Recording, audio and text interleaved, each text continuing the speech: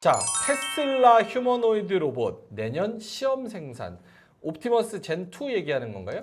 그렇죠. 판매는 젠3도 뭐 곧 공개한다고 뭐 그런 얘기를 하더라고요. 일단 사진 하나 보면서 말씀을 드려보겠습니다. 네. 테슬라가 여기 있는 게 사이버 트럭 다 서 있는 거 테슬라 공장이에요. 이게 사람처럼 걸어가고 있는 건 뭐냐? 테슬라가 만들고 있는 휴머노이드 로봇이고 지금 젠2까지는 나온 상태인데 생각보다 완성도가 많이 높아졌습니다. 실제로 이게 그 로봇이 달걀을 집어 올리는 네. 이게 되게 어려운 게 예를 들어서 로봇이 무거운 물건을 이렇게 사람처럼 들어올리게 만드는 건 쉬워요. 기술이 안 어려운데 그렇지. 이 힘 조절하는 게 되게 어렵습니다. 그렇지. 로봇이 제가 참고로 말씀을 드리면 생날걀, 날달걀 같은 거를 집을 때 너무 세게 집어도 안 되고 너무 약하게 집어도 안 되잖아요. 그렇죠. 그 대신 너무 약하면 떨어지니까 떨어뜨리면 또 안 되잖아. 음. 이렇게 집게 하는 그 강도, 민감도 조절하는 게 엄청나게 어렵고요. 그리고 중요한 거는 서빙할 때 예를 들어 서빙 로봇이 있다고 쳐보겠습니다. 그러면 식당 처음에 들어가자마자 뭐 줘요? 메뉴판이랑 물 주잖아요. 그렇죠. 그러면 물을 이렇게 따라야 될 거 아니에요, 컵에다가. 로봇이 이게 물통이 있으면 이걸 집어가지고 적정량의 물 따르게 만드는 게 어려워요. 이게 엔지니어링으로 봤을 때 엄청 어려운 겁니다. 근데 그런 게 점점 이제 구현이 되고 있는. 그래서 옵티머스가 잘 되고 있고 일론 머스크가 하는 얘기는 내후년 2026년부터는 테슬라 공장에서 사람 대신해서 일도 시키고 그 다른 회사 공장에도 팔아먹겠다라고 얘기를 하는 겁니다. 네. 옵티머스 사실 지금 옵티머스의 그런 사람 같은 움직임, 그러니까 아까 네. 말한 그 정말 미세한 움직임들 있잖아요. 그게 어려워요. 이게 네. 동물들도 안 된대. 안 돼요. 고릴라랑 이런 네. 침팬지들도 잘 안 맞아요, 된다 맞아요. 그래요. 그래가지고 이 동물들이 한번 힘을 주면 그게 빡 치는 게 힘 조절을 못해서 맞아. 이게 안 되는 거야. 그 미세한 조정이. 근데 이제 젠2, 뭐 아틀라스, 뭐 이런 애들 보면은 이제는 그렇죠. 조금 잘 하고 있는 그런 상황. 진짜 요즘 움직임 보니까 진짜 사람 같긴 하더라. 네, 제가 여기다가, 이거를 찾아서 보여드릴게요. 최근에 나온 게 있는데 젠3? 네, 여기 있다. 이건 거 같습니다. 이렇게 보시게 되면 일론 머스크 나오네요. 네, 이건 젠2. 네, 젠2가 달걀 집는 거 여기 있다. 달걀 집는 거 방금 나왔는데 이거 나왔죠? 그러니까. 이게 어려워요. 이게 진짜 사람 이게 같아요. 달걀을 안 깨고 떨어뜨리지도 않는 게 엄청 어렵습니다. 그러니까 이 정도 레벨까지 간 거예요 지금. 대단한 거죠. 그래서 뭐 일단 그 공장에 넣는다고 하는 건 이유가 뭐겠어요? 인건비를 줄이겠다. 그렇죠. 당연히 그런 얘기 하는 거예요. 자동화를 하려고. 뭐 그래서 여기에 포커스가 좀 맞춰져 있고 이게 좀 다른 얘기기는 한데 그 옵티머스 얘기는 많이 들으셨을 테니까 뉴럴링크 얘기를 잠깐 해보겠습니다. 뉴럴링크에 네. 테슬라가 하는 게 일론 머스크 하는 게 테슬라 있고 뉴럴링크 있고 XAI. X 있고 그냥 X도 있고 X도 XAI 있고 스페이스X 있고 테슬라 있고 테슬라 안에 로봇 사업부 있고 이런 식으로. 그리고 그 중에 하나가 또 뉴럴링크. 그렇죠. 뇌에다가 칩 심어서 맞아요. 여러 가지 BCI라고 해가지고 브레인이랑 컴퓨터 연결해가지고 인터페이스 구축하는 거거든요. 사실상 네. 진짜 사이보그의 매우 초기 단계잖아. 맞아요. 아니 그게 최근에 일론 머스크가 이게 진짜 이 사람은 몸이 하나인데 어떻게 저런 사업을 다 그러니까. 총괄하는지 이해가 안 가는데 머스크가 나와가지고 뉴럴링크 임원들 기술진이랑 설명하는 게 있어요. 네. 지금 기술이 어디까지 왔고 어떻게 할 예정이다. 근데 사진을 하나 보도록 하겠습니다. 네. 지금 뉴럴링크 시술을 받은 사람이에요. 뉴럴링크에는 크게 보면은 이제 그 하드웨어가 두 개고 첫 번째가 텔레파시고 두 번째가 블라인드 사이트인데 텔레파시가 지금 메인이거든요. 텔레파시. 그게 동전 크기 많아요. 근데 이거를 뇌에다가 심어요. 근데 뇌에다가 심는 것도 방식이 여러 가지. 뇌 위에다가 붙일 건지 아니면 뇌 피부 조직을 뜯어서 안에 넣을 건지 아니면 뜯은 다음에 뇌 두개골을 열어서 뇌에 붙일 건지 뇌 두개골을 엽니다. 열어서 뇌에다가 직접 부착하는 방식이에요. 그러면 충전 같은 경우는 어떻게 하냐? 실제로 충전하려면은 근데 여기에 예를 들어 들었다 쳐보겠습니다. 그러면 충전기를 갖다 대. 이게 무슨 충전? 애플워치처럼. 진짜? 네. 나 충전 좀 할게. 네, 충전 진짜 그렇게 해요. 2% 남았다. 네, 충전 진짜 이렇게 해요. 실제로 일론 머스크가 나와서 설명을 뭐라고 하냐면 웃긴데? 여러분 쓰는 애플워치처럼 충전하는 방식입니다라고요. 근데 차이가 있다고 하면 이건 뇌에 직접적으로 부착되는 거기 때문에 뇌 손상을 없게 만드는 기술을 우리가 만든 거라서 진짜로 애플워치라고 지가 표현을 해요. 진짜 그 방식이라고 해가지고 충전 이렇게 합니다. 그럼 자석 형태로 하다 이게 딱 떼요. 떼고 나면 이제 블루투스 와이파이 뭐 이런 것처럼 연결이 돼. 연결이 되면 이게 진짜 신기한 게 뭐냐면 이거 보겠습니다. 예전에 여기 보시면 지금 이 뇌에 들어가 있는 거예요. 텔레파시가 지금 뇌에 있습니다. 체스를 두고 있죠. 근데 이런 거 많이 보시지 않았어요? 이게 사지마비 장애가 있으신 분이 휠체어에 앉아가지고 노트북 막 쳐다보면서 체스 두고 뭐 친구랑 뭐 얘기하려고 텍스트 치고 이거는 스티브 호킹 때도 되던 거예요. 이거. 근데 똑같은 거 아니에요 이거? 근데 똑같지 않아요. 왜요? 이거는 천지개벽이 있었던 겁니다. 스티븐 호킹은 어떤 식으로 사람들이랑 소통했냐면 누워가지고 이제 노트북 같은 거 앞에 놓고 눈동자로 해. A, C, E 막 이런 식으로 눈동자가 움직이면은 눈동자 초점을 따라가서 그걸 찍어주는 방식이거든요. 트래킹 방식. 예, 시선 추적 방식이에요. 그게. 근데 중요한 거는 시선 추적이 없는 거예요 이게 지금. 정말 쇼킹하지 않나요? 뇌파로만. 지금 뇌파로만 하는 건 이 사람 지금 시선 눈동자 추종 안 하고 있는 겁니다. 그러니까 이 사람 예를 들어서 여기 있는 말을 이 앞으로 한 칸 옮겨라고 하면은 스티븐 호킹 때는 눈동자로 이걸 찍어서 한 칸 앞을 찍으면 예스 누르면 넘어가는 거고 얘는 그냥 옮겨 앞으로 저거 옮겨야겠다 하면 옮겨요. 이게 진짜 쇼킹하지 않나요? 무서워. 네, 그게 돼요 지금. 정말 쇼킹한 상황입니다. 실제로 이런 머스크 한 얘기도 이거 시선 추적 방식이 아니다. 예전에 호킹 같은 레벨이 아니다. 이거는 진짜 생각으로 하는 거다. 그래서 나중에는 무슨 얘기하냐? 생각을 지금 그런 얘기도 하거든. 여기 두 번째 이게 첫 번째가 텔레파시 하드웨어고 두 번째가 블라인드 사이트라고 했잖아요. 블라인드 사이트. 블라인드 사이트가 진짜 대단해요. 이거 지금 원숭이 실험하고 있거든요. 근데 이거 목표가 뭐냐면 진짜 신기한 게 진짜 쇼킹해요. 시각장애인이신 분도 있죠. 시각장애인은 왜 그렇겠어요? 시신경이 마비된 거예요. 그렇죠. 시신경이 죽은 겁니다. 근데 자기들 하드웨어로 시신경을 살리는 기술이에요. 그래서 시각장애인 눈 뜨게 만드는 기술입니다. 그래서 실제로 지금 원숭이 실험하고 있는데 일부 원숭이가 시력이 회복된 걸로 알려져 있습니다. 미쳤어요. 그러니까 이게 네. 눈은 가려져 있지만 결국 우리가 보는 건 빛에 반사된 저 물질을 우리가 이걸로 시그널을 해석해서 뇌에 정보를 그런 입력해서 인식하는 방식인데 그런 방식이에요. 눈을 네. 감아서 아무런 데이터가 없으니까 맞아요. 그냥 저런 정보를 여기서 만들어내서 전달하는 방식으로. 그러면 실제로 눈으로 보는 것처럼 보인다는 그렇지. 거예요. 카메라로 네. 저기 있는 거를 시그널을 들여와서 뇌파에 입력하는 방식으로. 맞아요. 컴퓨터처럼 보는 거죠. 그리고 또 그거 그게 있어. 되나? 그리고 아까 옵티머스 얘기하다 넘어왔잖아. 이게 또 일론 머스크가 무슨 얘기? 일론 머스크 진짜 시너지의 천재인 게 자기 하는 사업군을 다 갖다 붙여 하나로. 예를 들면 이런 겁니다. 지금 일론 머스크 하고 싶은 사업 중에 하나가 이 하반신 마비가 되신 분. 그러니까 상반신은 괜찮아요. 그렇죠. 또는 여기 이제 척추 막 목이 다치면은 전신 마비 되는 거고 허리 척추 다치면 하반신 마비 되고 그런 경우 많잖아요. 이제 불운한 사고로. 그러면 머스크가 딱 뭐라고 얘기하냐면 하지 마비인 사람들은 하지 여기에서 뭔가 척추 신경이 끊겼으니까 그런 거 아니에요? 그러면은 여러분 분명히 내 뇌는 하체를 왼발을 움직이라고 할 때 신호를 보내고 있습니다. 그렇죠. 여기까지 가는데 신호가 그렇지. 끊기는 거 끊긴 아니야. 거지. 근데 밑에서 신호를 못 받아주는 겁니다. 그렇지, 맞지. 근데 우리는 그 신호를 해석해서 여기다 기계를 꽂아서 전달해. 하체한테 전달해주면 됩니다. 맞아. 우리가 그걸 만들 겁니다.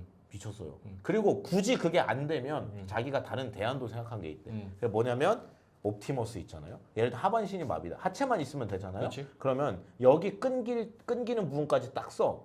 근데 여기에서 왼발을 들어라 오른발 뒤로 걷자 막 이게 신호가 올 거 아니야? 그 신호를 그대로 옵티머스 다리에 연결해서 다리에 채워버리겠다는 거예요. 그럼 사실상 내가 다리가 있는 것과 같은 거예요. 사이보그지. 네. 사이보그. 그래서 옵티머스 갖다 붙이겠다. 실제로 요거는 네. 의수하는데도 실제로 쓰이고 있습니다. 이 맞아요. 뇌파를 이 손가락 움직이고 이게 뭐 세밀한 차이가 네. 있긴 한데 어쨌든 뇌파로 이 움직이는 거는 그래도 상대적으로 좀 심플하다고 해요. 그래서 약간 의수 이런 데서는 꽤 많이 좀 네. 진전이 있는 것 같고 대단하죠. 우리 아갈방어님께서 10,000원 또 우리 PD님이 크게 네. 띄워주셨습니다. 한 대표로 가버려. 안갈방어님 감사합니다. 아갈방어님 고맙습니다. 근데 진짜 말씀하셨다시피 쩡님께서 네. 그런 면에서는 척추 손상 환자들 그리고 뭔가 사지가 불편한 분들 그리고 신체가 불편한 분들한테는 진짜 축복이죠. 진짜 축복이죠. 예전에는 하반신마비 극복식 그 예전에 황석 박사 했던 그 줄기세포 그 배아유래 줄기세포 그걸 베이스로 해가지고 그렇지. 이제 뭐 분화시키는 뭐 그런 방식이었는데 이걸 그냥 사실 이어버리겠다는 개념 그렇지, 아니에요. 그렇지. 그러니까 이게 머스크가 하는 얘기는 BCI라는 개념 자체가 브레인 뇌와 컴퓨터를 연결한다는 뜻인데 뇌는 기본적으로 신기한 게 내 뇌가 다리를 들어 내려라고 이제 명령을 내릴 때 내리잖아. 일종의 전기 신호 개념으로 가요. 그렇죠, 이게. 그렇죠. 그러니까 그 전기 신호를 해석할 수만 있으면 된다는 거예요. 그래서 데이터를 많이 쌓을 거고 이런 임상 시험을 지금처럼 많이 하다 보면 점점 더 데이터가 정교해질 거고 그러면 나중에는 당연히 하드웨어가 업데이트될 거고 업데이트가 돼가지고 예를 들어 딱 참 그 얘기하더라고. 1세대 지금 BCI를 꼽고 있는 거거든요, 이 사람이. 그럼 나중에 2세대, 3세대 돼가지고 더 좋은 버전이 나올 거 아니에요? 그럼 뇌를 다시 열어. 다시 껴. 새 걸로. 이렇게 하는 거예요. 그럼 일론 머스크가 뭐라 하냐면 여러분들 같으면 아이폰 15가 나왔는데 여러분 머릿속에 아이폰 1 꽂고 다니고 싶냐고. 15가 나오면 15로 업데이트를 해줘야지. 그러면서 와 그렇게 표현을 해요. 아 대단해 진짜. 그래서 자기가 그 업데이트까지 다 해주겠다는 거예요. 신제품 나오면 다시 열어서 바꿔주겠다고 얘기하는 겁니다. 또 저거를 옵티머스랑 연결을 한다고 치면 그렇죠. 내가 그냥 진짜 영화처럼 아바타 되는 거예요. 그냥 이렇게 누워 있으면 신호만 보내면 되니까. 그러니까 딱 시각만 네. 보이고 컴퓨터 그러니까 로봇이 네. 뭐 저쪽 막 움직여. 난 몸은 여기 있어. 네. 근데 뭐 저쪽 미국 가가지고 그 로봇 하나 탑승해 쏘카 빌리듯이 네. 내가 접속해가지고 미국에 있는 로봇에 접속해서 네. 그 로봇이 미국에 돌아다녀. 가능하죠. 이 야. 신호 해석만 하면 되니까. 미쳤다. 근데 중요한 거는 원숭이 실험에서 지금 블라인드 사이트도 있잖아. 일부 효과를 확인했다고 얘기하는 겁니다. 정말 쇼킹한 사람이에요. 이거를 와 진짜 천재입니다. 대단합니다. 우리나라에도 저런 사람 좀 나와야 되는데 제가 한번 해볼까요? 저거 지금이라도 안 늦었나? 일론 머스크가 네. 스티브 잡스가 우리나라에 와가지고 저거 하면은 저기 서울역 대리점에서 대리점에서 핸드폰 팔고 네, 그렇겠네. 전파사에서 에디슨이 우리나라 왔으면 전파사 사장님이라 그러잖아. 그건 맞아요. 인프라가 진짜 중요합니다. 네. 오케이 잘 알겠습니다. 됐으면 좋겠습니다. 진짜 아, 그래서 사기마비 환자분들. 네. 이 테슬라 옵티머스 휴머노이드 로봇 옵티머스가 내년에는 요거를 시험 생산해서 공장에 사람 대신에 배치한다. 그리고 2026년에는 다른 회사들 공장에도 팔아먹겠다를 아. 얘기하는 겁니다. 일상생활에 우리한테 팔기에는 아직은 좀 아직은 그런 아니다. 게, 네. 그리고 원래 내놓을 때 대당 가격 뭐 2만 달러 끊는다고 막 그랬는데 에이. 2만 불은 이거 안 돼요. 이거는 근데 2만 불보다 비싸도 될 것 같아. 비싸도 되죠. 비싸도 한 될 4, 것 5만 같아. 불. 그러니까 머스크는 또 지가 해놓은 얘기가 있으니까 그렇지. 어떻게든 어거지로 맞추려고 그러는 게 아니라. 나는 머스크는 진짜 오래오래 무병장수했으면 좋겠어. 아 그래서 지금 애 이번에 11번째인가요? 이제 자녀 출산을. 참 미국 신기한 나라. 대단해. 아 이거 여기 다 아실 테니까 아시죠? 여기 지금 시청자분들 일론 머스크가 어떤 식으로 자녀를 출산하는지. 어떻게요? 사랑하는 여자랑 결혼해가지고 애를 낳고 오순도순 이게 아니라 진짜 이런 식으로 하죠. 예를 들어 내가 머스크야. 근데 뭐 우리 회사 똑똑한 연구원 이뻐. 그럼 민준이 이쁘네 해가지고 야, 야 머스크가 민준이 이쁘네 이렇게 하겠냐? 야, 내 얘기 나을래? 진짜 이거 진짜 그런데요. 머스크 경상도 사람입니까? 실제로 그렇게 내 알을 물어보고 놔도, 다닌다. 내 진짜 알을 그런데 놔도. 예를 들어 사랑해 하면서 무슨 뭐 성적 뭐 이게 아니라 그렇지. 그냥 나 너 없으면 죽을 것 같아 이거 아니고. 야, 그냥 내 얘기 나을래 너? 아 진짜 그러는 거. 근데 중요한 거는 그래? 를 많이 한대요. 아 아메리카네. 네, 그래가지고 그냥 혼인 관계가 아닌데 여자도 동의하고 해가지고 애를 낳아요. 그래서 이번에 출산을 또 했어. 네. 야 민준이 예쁘네 크크크라잖아. 나 성적 수치심 느껴요. 아, 알겠습니다. 나 지금 피해자가 지금 공개 기분 사과를 나쁘면은 드리도록 하겠습니다. 지금 네, 오케이 알겠습니다. 아 그래서 일론 머스크가 결혼 지금 4번째? 한 4번째쯤 될 근데 거예요. 결혼은 또 왜? 해? 의미가 없어. 결혼은 왜 하는 거야? 맞아. 참 대단합니다. 근데 진짜 아까 한 대표 말대로 이 일론 머스크가 24시간을 어떻게 쓰는지가 너무 궁금한 게 봐봐 애도 11명이야. 그러니까. 우리는 그냥 직장 다녀도 애 한둘 낳기도 어려워. 그렇죠. 요새 착상 애 안 하나 돼가지고 키우는 것도 힘들다고 다 그러는데. 강남 가봐라 그 불임센터가 얼마나 많은 줄 아, 알아요? 맞아. 근데 11명을 낳고 그거 얼마나 튼튼하다는 얘기야. 그렇죠. 거기다가 스페이스X, AI, 그렇죠. 테슬라. 대단하죠. 야 머스크는 진짜. 자기가 하는 말이 그거야 그냥. 그거 있잖아요. 나 같은 사람은 솔직히 천재인 거 모두가 인정하니까 나 같은 사람은 유전자를 널리 퍼뜨려가지고 많이 나와야 된다. 그게 인류를 위한 길이다. 맞는 것 같기도 하고 근데 왜 저런 방식으로 났는지도 싶기도 하고 참 재밌는 인물입니다. 머스크는 사업 다 망하면 우리나라 들어와서 정력약 이런 거 있잖아. 네. 건강식품. 그거 저기 머스크 자녀 소팔코사노 이런 11명 거. 머스크. 뭐라고? 소팔코산 또 그런 개념으로. 소팔 이러면서 팔 그걸로도 잘 팔 거야. 그럴 수도 100억 있습니다. 정도 팔 겁니다. 네. 알겠습니다. 자, 그래서 테슬라 휴머노이드 로봇 관련해 가지고 내년에 시험 생산, 판매는 2026년에 또 다른 데 팔아먹겠다는 이야기 한번 해봤고요. 망해버린 로봇택시, 미쳐버린 스타쉽, 테슬라 얘기 한번 해보겠습니다. 뭐부터 얘기하시겠습니까? 로보택시 얘기를 살짝 라이트하게만 할게요. 라이트하게. 일단 또 켜놨는데 한번 보시겠습니다. 로보택시를 얼마 전에 공개를 했는데 저게 로보택시 일론 머스크가 타는 거예요. 네. 근데 여기서 잘 보셔야 돼요, 저 차를. 운전석에 페달 핸들 없어요. 오. 그리고 더 중요한 거는 문 2개죠. 뒷문이 없어요. 저거 오, 2인승이야. 2인승이네. 저게 욕을 많이 먹었어요. 2인승이라고. 아니 생각을 해보세요. 로보택시면 택시여야 되고 사람을 태워야 되고 짐도 실어야 되는데 그렇죠. 왜 2인승으로만 두고냐고 도대체 뭐냐고 이거. 이 문도 2개고 그거 갖다가 욕을 좀 먹었고 그리고 2026년부터 양산하겠다고 했거든요. 네네. 근데 중요한 거는 내후년에 양산한다고 쳐봐. 그러면 핸들이랑 뭐 다 없는 거 알겠다 이거야. 근데 중요한 거는 아니 우리나라로 치면 국토부 있잖아요. 네. 정부에서 허가 내주냐는 거예요. 아니 핸들이랑 아예 뭐 페달 조작하는 것도 아예 운전석 자체가 그냥 없다고 보면 되는데 네. 그런 차를 우리 팔겠다고 승인을 내달라고 하면은 미국 국토부가 그 승인 내주냐. 니네 만들 수 있어도 팔 수가 없다 저거. 그런 얘기가 나와서 실망감에 좀 많이 빠졌었죠. 그리고 다른 사진을 보시게 되면 일론 머스크 최근 행보입니다. 트럼프 대통령 지금 이제 연설하러 다닐 때 뒤에서 신나가지고 이제 같이 따라다니고 있는 그런 상황이에요. 근데 기본적으로 트럼프 대통령 전기차 엄청 싫어하는 사람이에요. 근데 아니 도대체 어떻게 어떤 콜라보가 이렇게 될 수가 있냐. 기본적으로 일론 머스크는 열렬한 민주당 지지자였습니다. 근데 자기가 좀 쌓인 게 있어요. 왜냐면은 그 자기가 경영을 하면서 연방 정부한테 조사를 너무 많이 받았어요. 끌려다니고 FSD 같은 것도 뭐 관련해가지고 연방 정부가 불러서 맨날 따라다니고 재판받고 맨날 그래가지고 사이가 좀 안 좋았어요. 근데 역대급 사건이 있었는데 바이든 대통령이 백악관에서 전기차 산업 관련된 가장 큰 회의를 주재한 적이 있습니다. 전 세계 전기차 1등 누구예요? 테슬라잖아요. 테슬라죠. 일론 머스크 초대 안 했어요. 그때. 아 맞다. 네. 그래서 머스크가 야 내가 1등인데 글로벌 넘버원인데 나랑 불러? 뭐야 이거? 해가지고 그때부터 일론 머스크가 이거 민주당 아닌 것 같은데 이거 하면서 생각을 바꿉니다. 그리고 이제 공화당 지지자가 됐고 트럼프 지지자가 됐는데 그 이후에 트럼프 대통령 선거 캠프에 막 1,000억씩 기부도 하고 있어요. 그런 거 따라다니면서 연설을 왜 하냐면 이제 그 일론 머스크가 좋아하는 코인이 도지코인이잖아요. 네네, 도지코인. DOGE. 네. 근데 그거를 풀어서 쓰면은 Department of 이제 Government Efficiency. 네. 그러니까 효율위원회. 그러니까 이게 트럼프 대통령이 이걸 왜 데리고 다니냐면 야, 너 일론 머스크 나랑 같이 연설할 때 같이 다니고 너 진짜 내 지지자 할래? 열렬하게? 그럼 내가 너 자리 하나 줄게. 해가지고 뭘 줄 건데. 그래서 일론 머스크가 뭘 달라고 했냐면 우리나라가 사실 공무원이나 정부기관 일하면 비효율이 많잖아요. 그러니까 비효율을 개선하는 효율위원회를 만들어가지고 나 그거 위원장 안 쳐줘라. 그래갖고 트럼프 오케이 시켜줄게 해가지고 그거를 줄이면 DOG 도지코인이에요. 그래서 무슨 일론 머스크가 그거 갖다 드립치고 그랬었는데 중요한 거는 보세요. 만약에 트럼프가 됐어요. 그다음 효율위원회를 얘한테 위원장을 진짜 시켰어. 그러면은 효율위원회가 할 수 있는 것 중에 또 뭐가 있는 줄 아세요? 뭐가 있어요? 비효율적인 법안 같은 거 폐기시킬 수 있어요. 그럼 무슨 뜻이냐? 일론 머스크가 지금 아까 봤던 로보택시 2026년을 얘기하는 게 자기 효율위원회 돼가지고 자기 거 뚫어버린다는 얘기가 있어요 지금. 왜냐면 이 사람한테 의사결정권이 진짜 생겨요 지금. 그렇네. 트럼프가 되면. 그래서 지금 트럼프가 전기차 싫다고 하는데도 따라다니는 거 아니냐.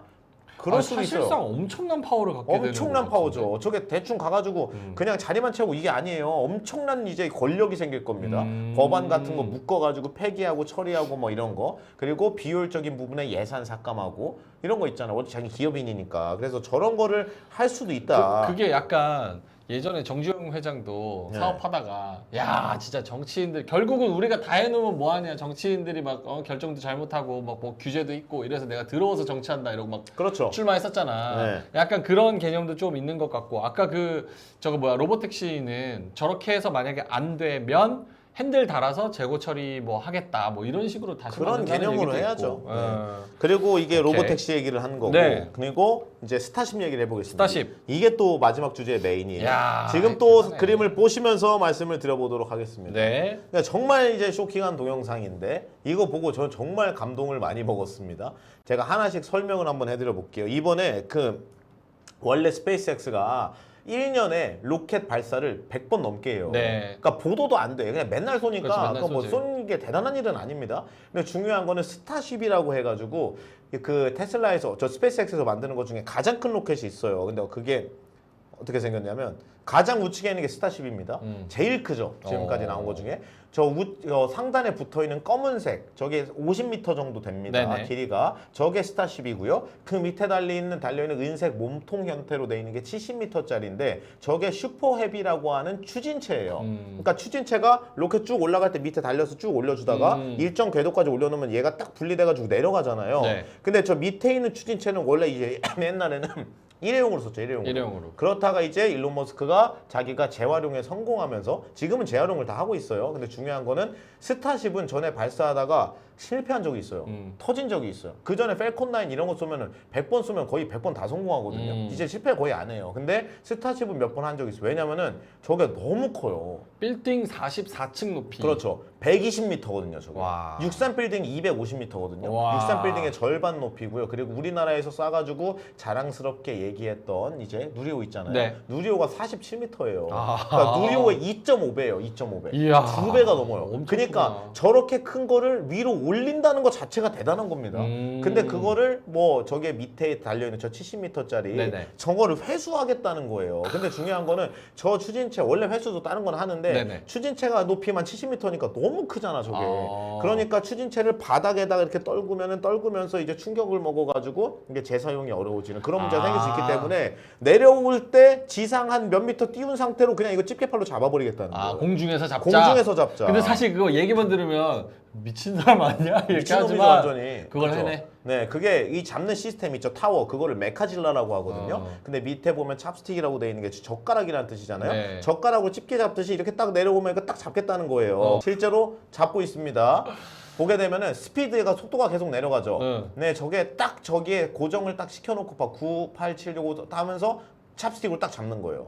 잡았어요. 공중에서 잡은 거예요, 저거. 우와. 그러니까 미쳤죠. 그리고 중요한 거는 이게 내려올 때 그 엔진을 한번 보여드리겠습니다. 이게 랩터 엔진이라고 해가지고 저 스타쉽에 엔진이 30몇 개가 들어가요. 네. 근데 중요한 건 저 중에 한 개라도 꺼지는 순간 바로 수락합니다. 그래서 스타쉽이 전에 실패했던 이유가 엔진 뭐 30몇 개 중에 2개인가 3개가 작동을 안 해가지고 터졌어요. 그러니까 결국은 저 30여 개의 엔진이 전부 다 일정한 추력을 보이면서 완벽하게 통제된 상태로 작동해야 되는데 그거 만드는 게 엄청나게 어렵습니다. 우와. 엄청 어려워요. 그래서 보면은 이 30여 개의 그 엔진을 어떻게 쓰냐면 보세요. 여기 왼쪽 하단에 보면은 여기 빨간 여기 동그랗게 돼가지고 네네네네. 보이시죠? 이게 전체 엔진이 점화했다는 뜻이에요. 아. 여기 보면 전체 엔진 점화했잖아요. 불이 들어왔네. 그러면 예, 주기적으로 이거 꺼져요. 이따가 보면은 꺼지면서 내려오는데 여기 내려올 때 보세요. 지금 네 여기 보면 불 다 꺼졌죠. 불 들어오죠 지금 왼쪽 하단에. 자기가 내려오는 속도 조절하면서 저거 쐈다 껐다 하는 거예요 자기 혼자. 저 사람이 조절하는 게 아니에요. 시스템이 지가 하는 겁니다. AI가. 저거. 그렇죠. 지금 딱 3개만 쓰잖아요. 이런 식으로 정확히 맞춰서 들어가게. 미친 기술이다. 그러니까 저게 정신 나간 기술이에요. 저게 우리나라도 절대 못한다니까. 우와. 저게 대단한 겁니다. 3개만 딱 써 있죠. 그러면서 이제 딱 쓸 때는 찹스틱으로 잡자마자 엔진 다 꺼져요. 맞죠? 저런 식으로. 이걸 미쳤다. 했다는 게 미친 거예요. 이거 보면서 거의 감동의 눈물이 나올 정도. 와 이게 되는 기술이구나 이게. 저게 참 일론 머스크가 저 얘기할 때 처음에 자기가 재활용하겠다고 얘기했을 때 그 엔진 재활용에 대한 아이디어를 아니 우리 나사에서 그 생각 안 해봤겠어요? 나사 연구 다 천재원 모여는 그치. 머스크한테 그랬다는 거예요 처음에. 아니 우리가 그거 되는 거 알았으면 안 했겠냐고. 안 된다고 그거 무슨 정신 나간 소리야. 이렇게 얘기했는데 일론 머스크가 될 것 같은데 내가 하니까. 근데 일론 머스크 중요한 거 우주공학을 전공한 사람이 아니에요. 아니죠. 전공자가. 그러니까 무시하는 거야. 뭐 전공도 안 하네. 네가 뭘 알아. 그러니까 일론 머스크가 그 얘기를 듣고 집 가서 우주공학 전공서 책 사가지고 읽어요. 그 다음에 자기가 된다고 한 번 더 생각. 이거 되는데 왜 안 된다 그러지? 하고 진짜 되게 만든 거예요. 그러니까 나사에서도 정신 나갔다고 했었는데 이거 떨고 사는 거. 그리고 중요한 건 찹스틱으로 잡는 건 더 어렵기 때문에 그렇지. 이것도 안 돼. 그건 하니까 사실 그 되게 불가능하지. 만든 거예요. 와. 그러니까 그게 진짜 미친 기술입니다. 이게 진짜 된다는 게 참 보면서도 엄청나게 쇼킹한 미쳤어. 그런 기술이었다. 그래서 이번에 하이라이트는 사실 저 로보택시가 아니라 이번에 스타쉽이다. 그러면 저 스타쉽을 왜 저렇게 크게 만들었냐? 인류의 화성 이주를 하겠다. 화성에다가 사람들 갖다 놓으려면 사람들이 많이 타야 그렇죠. 되니까 한번 갈 때 화성까지 지금 길게 잡으면 8, 9개월 걸리고 빨리 가야 5, 6개월 이상 걸린다고 봅니다. 5, 6개월도 어렵다고 얘기하는데 스페이스X는 된다고 생각을 하나 봐요. 네. 여튼 그러면 저기에 사람을 최대한 많이 태워서 몇 달 동안 화성 편도로 가야 되고 돌아올 때도 몇 달이 걸리잖아요. 그렇죠. 그러면은 사람들이 많이 타야 되죠. 오래 있어야 되죠. 그러면 이 저 50m짜리 저기 안에서 밥 먹고 화장실 가고 그렇지. 샤워하고 가야지. 운동하고 게임하고 해야죠. 어. 그럼 스타쉽 저거 뜯어보면 헬스장 있어요. 저기 안에 헬스장이 박혀 있어요. 저게. 진짜. 밥 먹는데 책 보는데 운동하는데 저거 다 있어요. 그냥 진짜 아파트 그냥 10층이네. 아파트야 아파트. 그러면 보세요. 아니 저 물론 저렇게 보니까 와. 작지만 50m 높이에다가 이렇게 원통형으로 꽂으면 많이 들어가겠네. 그럼 그게 어느 정도로 많이 들어가는 거냐면 지금 ISS라고 해서 지구 궤도를 돌고 있는 국제 우주정거장이 있습니다. 우주정거장 생활 반경이랑 스타쉽 생활 반경이 같아요. 그 정도로 커요 이게. 그러니까 사실상 화성 가즈아를 진짜 실천하고 있는 거의 뭐 미친 회사다라고 볼 수 있습니다. 와. 네. 그리고 제가 로보택시 관련해서 이 얘기만 하나 하고 끝낼게요. 그냥 상식으로 알아두세요. 그 자율주행 레벨이라는 건 레벨 0, 레벨 1, 레벨 2부터 해가지고 5까지 있어요. 네. 근데 레벨 0은 자율주행이 아예 없는 거. 그냥 아무 기능도 없는 네. 거고. 레벨 1 정도면은 그냥 자동차가 조금 개입해서 도와주는 거. 그리고 레벨 2까지 가면 그때부터는 조금 더 개입을 많이 해요. 차량 그 앞에 차선까지 잡아주고 차간 거리 유지하고 핸들을 한 10초, 20초라도 놔도 되는 그러니까 그 정도 레벨이 2 정도라고 보면 되거든요. 근데 레벨 3부터는 그러니까 이게 사람이랑 기계가 있다고 쳤을 때 사람이랑 기계가 점점 개입하는 강도가 이렇게 될 거 아니에요. 이게 뒤집히는 게 레벨 3예요. 레벨 3부터는 사람이 개입하는 것보다 기계가 하는 게 더 많아지는 이제 구간입니다. 그럼 레벨 2까지는 뭐로 보냐면 이거 보험 문제 때문에 문제되는 거거든요. 그렇죠. 예를 들어 보세요. 제가 레벨 0은 자율주행이 아예 없으니까 레벨 2인 상태에서 자율주행 기능을 켜고 가다가 사고가 났어요. 제가 자율주행 기능이 작동을 제대로 안 한 것 같아. 네. 그럼 전 억울하죠. 현대차한테 얘기를 할 거 아니에요. 왜 된다며? 야 된다며 이거 왜 안 돼? 현대차가 책임을 져요 안 져요? 져야죠. 레벨 2는 안 져도 돼요. 아, 레벨 2는 안 네, 되고. 레벨 2는 기본적으로 법 테두리 기준으로 보면은 현대 제조사의 책임이 거의 없습니다. 그냥 네가 야 자율주행은 보조 장치고 그렇지. 야 그거는 맡기면 안 돼. 항상 보조일 뿐이야. 네가 잘못한 거야. 운전자가 하실. 이렇게 보거든요. 근데 레벨 3부터는 그때부터는 제조사한테 책임 물어요. 이거는 니네가 책임지고 막았어야 지가 들어갑니다. 그래서 보세요.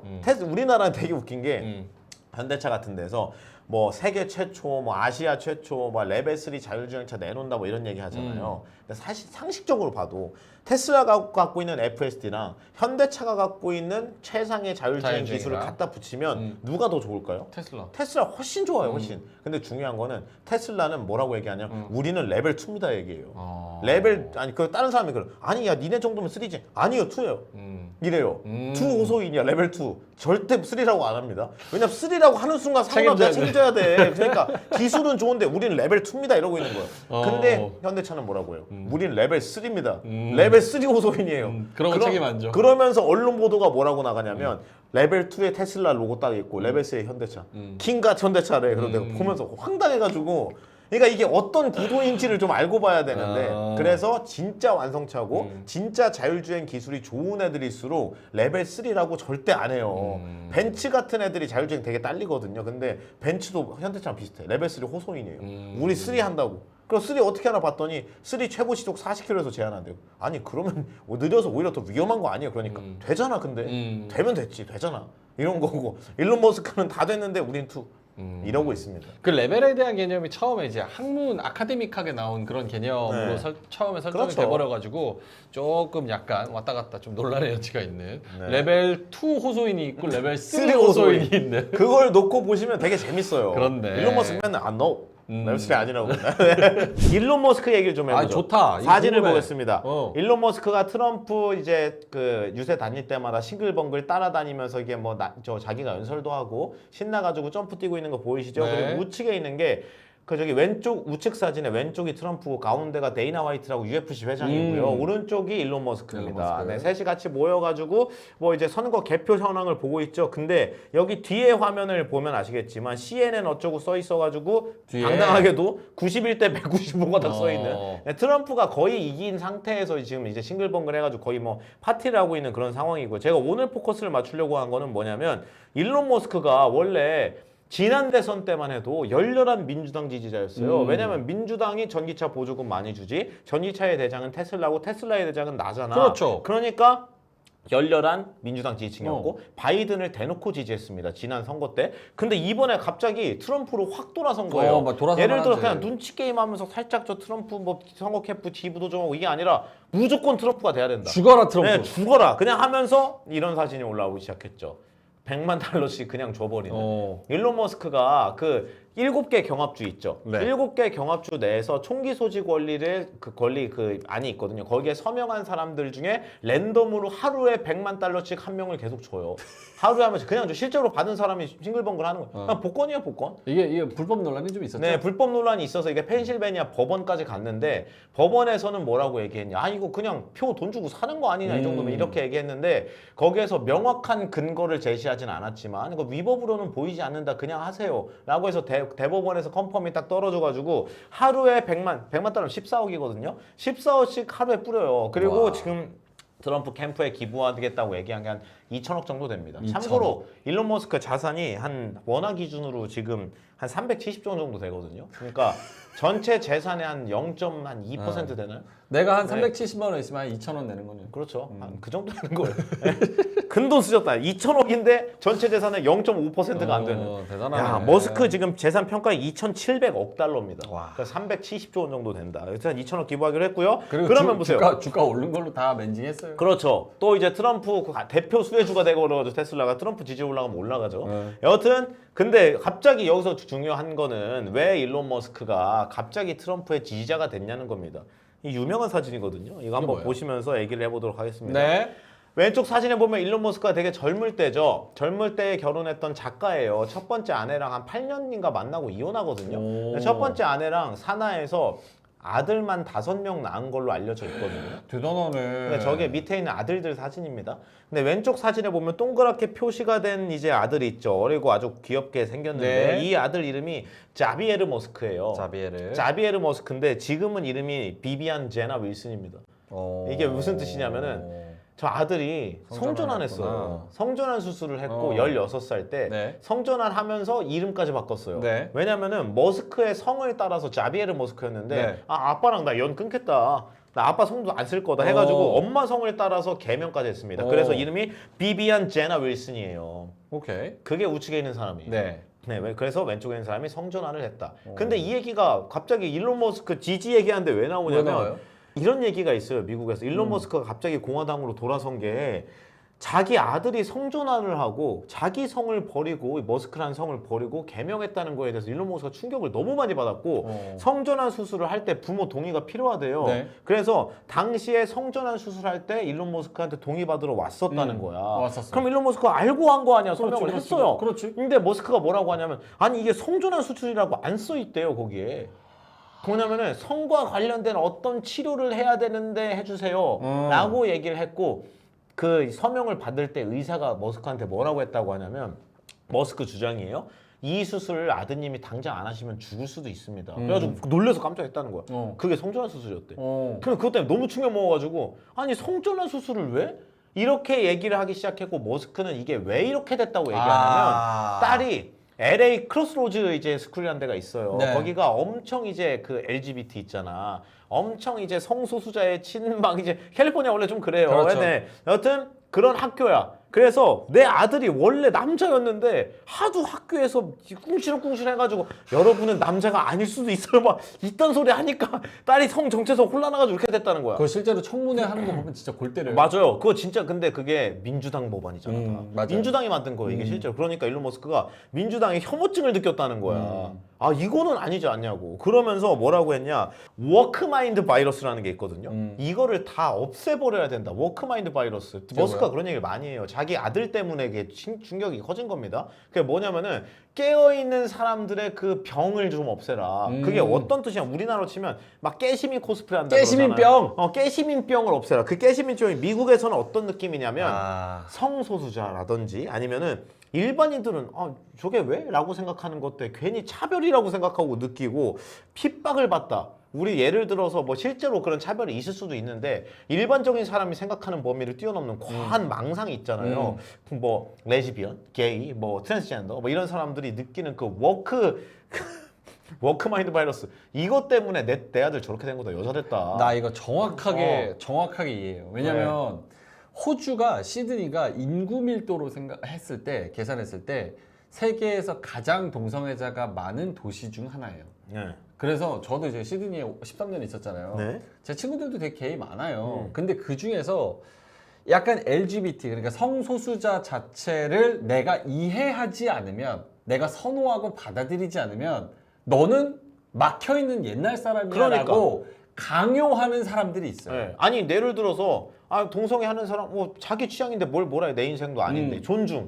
그러면 내가 동성애자를 싫어하는 것도 존중해 달라는 거야. 물론 그걸로 차별을 하면 안 되지. 네, 차별하면 안 돼. 근데 나는 개인적으로 치료할 수 있잖아. 그렇지. 내가 그렇다고 뭐 지나가는 뭐 동성애 좋고 그러지 않을 거 아니야. 그렇지. 근데 얘네는 그런 생각도 잘못됐다는 거야. 왜? 이러면서.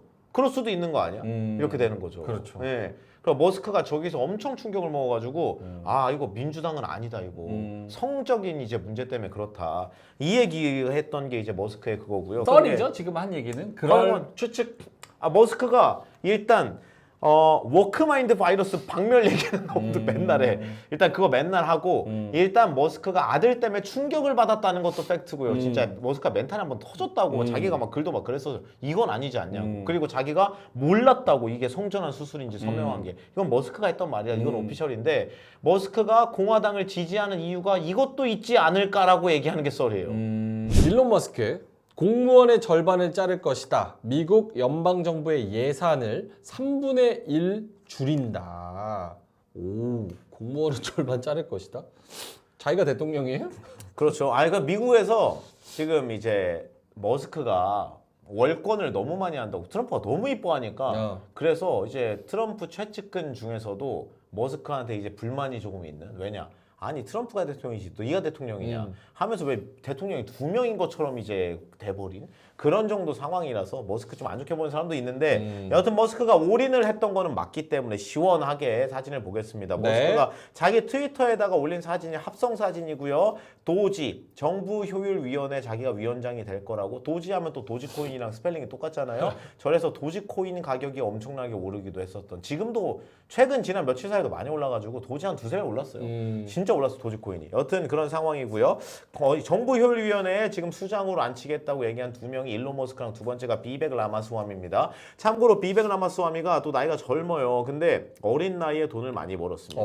인도계 미국인이거든요. 근데 그 로이반트라고 해가지고 미국 신약 바이오 회사를 창업해가지고 그걸로 돈을 좀 많이 벌었고요. 그리고 이 2명이 우측에 라마스와미는 잘 모르실 수 있는데 저 사람이 작년 재작년에 되게 갑자기 유명해졌거든요. 왜 유명해졌냐면 공화당 대선 후보로 나왔었어요. 네, 나왔었다가 결국 트럼프랑 단일화가 된 건데 일단 젊은 사람이고 뭐 돈이 좀 있는 사람이고 그리고 중요한 건 가상화폐를 엄청나게 좋아하는 사람입니다. 그러니까 정부효율위원회 위원장이 되면 이게 사실 이게 완전 정식 정부 부처는 아니에요. 원래 없는 거고 실제로 지위도 아직 부여가 안 됐습니다. 뭐 인원은 몇 명으로 할지 몰라요 아직. 근데 트위터 도지 정부효율위원회 트위터에 보면 이거 머스크가 리트윗한 거거든요. 근데 보면은 어떤 얘기가 있냐? 우리 도지에서 같이 일할 사람을 구합니다. 파트타임으로 와서 아이디어 내는 사람은 필요가 없습니다. 우리는 슈퍼 천재들을 원합니다. IQ가 엄청 높은 스마트한 사람을 원하고요. 일주일에 80시간 이상씩 난 여기다가 완전히 내 시간을 녹일 수 있는 분 오세요. 라고 쓴 겁니다. 근데 무급으로. 돈 안 준다고. 그렇게 쓴 거예요. 나도 가서 일할 거라고. 그런 얘기 한 거예요. 근데 그래서 이게 어느 정도가 되고 막 정부 규모나 그런 건 모르는데 그럼 머스크가 줄이겠다고 하는 거에 대해서 보겠습니다. 미국 연방정부 예산이 6조 8천억 달러거든요. 원화 기준 1경이에요. 거의 경원입니다. 9,500조 원이니까. 그 미국 GDP가 21.7조 달러기 때문에 전체 뭐 GDP 기준으로 하면은 뭐 저 정도 비율이 되는구나라는 거 볼 수 있고 참고로 대한민국 정부 예산이 올해 640조 원이거든요. 미국이랑 예산을 보면 한 14배 뭐 정도 차이가 나죠. GDP도 한 12~13배 차이 나니까 뭐 비슷한 수준이라고 볼 수 있는데 연방정부 예산에서 최소 2조 달러를 줄일 수 있다고 했어요. 3분의 1, 30% 정도는 삭감할 수 있다고. 그러면서 얘기한 게 공무원 자르겠다고 얘기한 거예요. 근데 미국 공무원, 제가 미국 공무원도 신기한 거 알려드릴게요. 뭐예요? 미국 연방정부 공무원이 총 230만 명인데요. 여기서 절반 해고하려고 합니다. 지금 절반 100만 명 자르겠다는 거예요. 자르면서 하는 얘기가 뭐냐면은 아니 공무원 조직이 솔직히 효율성은 좀 많이 떨어지기는 하잖아요. 사기업은 아니니까. 그래서 어떤 얘기야 사기업 개념을 도입해가지고 막 일주일 단위로 공무원들 성과 어떻게 내는지 못 내면 자르고 막 그런 거 계속 사기업처럼 도입을 하고 그리고 니네가 만약에 나간다고 하면 우리가 자르면 나가야 되잖아요. 퇴직금은 우리가 그래도 두둑히 주겠다. 그리고 미국 전체 경제를 기준으로 하면 이렇게 비효율적으로 정부에서 일하느니 민간 기업 가서 일하는 게 미국 경제에 더 이득이 된다. 맞는 말일 수도 있는 거예요. 왜냐하면 실제로 좀 비효율적인 집단이기는 하기 때문에 그럼 미국에서 가장 이제 직원, 일반직 지원이 아니라 직원입니다. 직원이 가장 많은 부처는 보훈부 48만 명입니다. 근데 여기에서 지금 국토안보부 육군, 해군, 공군 들어가 있잖아요. 근데 저기에 실제로 현역 군인 예를 들어 제가 육군 뭐 소위예요, 중위예요, 뭐 대령이에요. 그러니까 실제 군인은 뺀 거예요.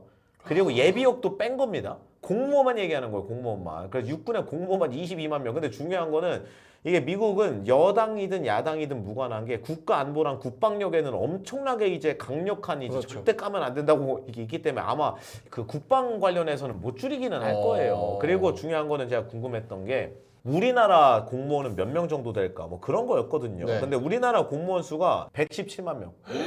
우리나라 공무원 117만 명이에요. 엄청 많네. 네, 그리고 중요한 거는 그럼 보세요. 우리나라 인구가 5천만이거든요. 근데 저기 미국은 3억 4천만이에요. 그럼 미국이 우리나라보다 인구가 한 6배, 7배 많은 거란 말이야?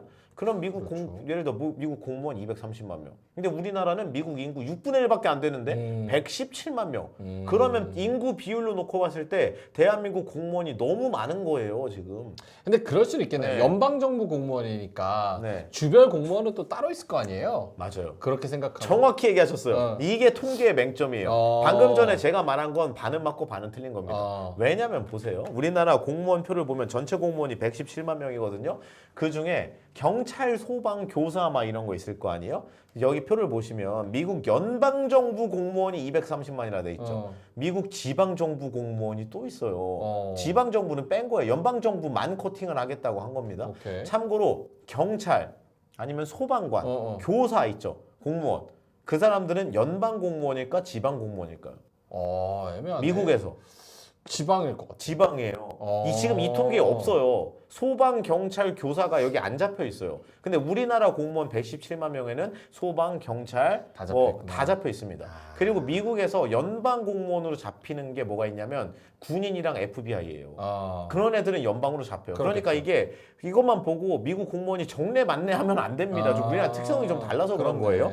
참고로 제가 우리나라에 교원 공무원이 뭐 교사 포함해가지고 몇 명인지 찾아봤거든요. 우리나라? 36만 명. 우리나라. 36만 명. 네, 우리나라 경찰이 14만 명, 소방이 6만 6천 명입니다. 그래서 우리나라랑 뭐 동일선상에서 다 비교하면 안 된다는 점. 그리고 또 궁금한 건 뭐냐? 미국에서 미국 부처별로 연봉 통계가 있거든요. 네. 미국 공무원 돈 얼마나 받는지 궁금하죠. 네. 미국 공무원 중에서도 가장 돈을 많이 받는 이제 부처가 있고 가장 못 받는 부처가 있습니다. 가장 많이 받는 데가 어디냐면은 뜬금없지만 교육부예요. 교육부. 네, 교육부가 연평균 연봉이 제일 높습니다. 교육부 공무원이. 와. 평균 연봉 얼마냐면 1년에 11만 8천 달러가 평균이에요. 와. 평균 연봉이 1억 6천이에요. 교육부 공무원이. 세네. 공무원인데 교육부 평균이 1억 6천입니다. 그리고 가장 돈을 안 주는 부서는 재무부입니다. 재무부가 되게 많이 줄 것 같잖아요. 재무부가 가장 짜고요. 진짜? 재무부 평균 연봉이 6만 달러가 안 돼요. 5만 9천. 되게 신기하다. 되게 신기하죠. 그러니까 네. 원래 지금 미국이 진짜 기초부터 탄탄한 나라라고 생각이 또 바로 드는 게 네. 안보, 국방 여기에 돈 제일 많이 써. 그렇죠. 공무원 제일 많아. 플러스 뭐 교육 쪽 이쪽에 공무원 제일 많아. 돈 높아. 그렇죠. 여기에 집중을 제일 많이 하는 거잖아요. 네. 와. 그리고 특이하죠? 재무부는 또 낮아. 돈 그렇죠. 관리하는 데인데. 네. 신기하네. 통계로 그렇습니다.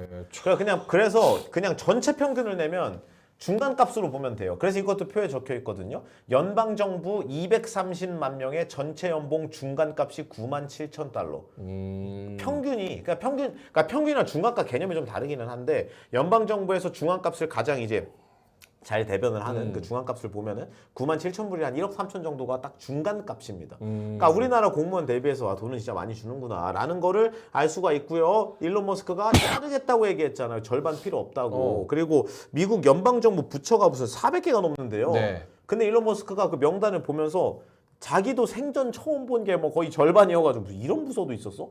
다 없애. 라고 얘기를 하는 상태입니다. 그래서 지금 연방정부 전체 부서가 428개인데 그거를 100개 이하로 줄이겠다. 428개 중에 320개를 없애겠다고 했어요. 필요가 없다고. 실제로 공무원 같은 경우에 보면은 이게 왜 필요해?